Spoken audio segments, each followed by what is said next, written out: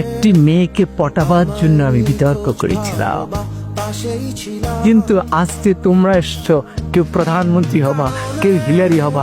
কি ভয়ঙ্কর মিথ্যা কথা! একটি মেয়ের চাহনি আমাকে যে প্রেরণা দিয়েছে, সেই প্রেরণা দিয়ে রাতে 2টা পর্যন্ত পড়েছি। এই যতবার লাগবে বলে মেয়েটি ততবার পলকে পলকে আমার দিকে তাকায়।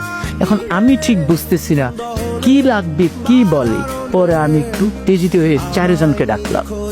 কি সমস্যা, কি লাগবে? আপনার 4 জনই আমাকে ঘিরে দাঁড়িয়েছেন আমার জানালার সামনে। তখন বলবো তো বলে। বলল, ভাই আমরা হিরোইন বিক্রি করি, আপনাকে দেখে মনে হয় দারুণভাবে আপনি হিরোইন।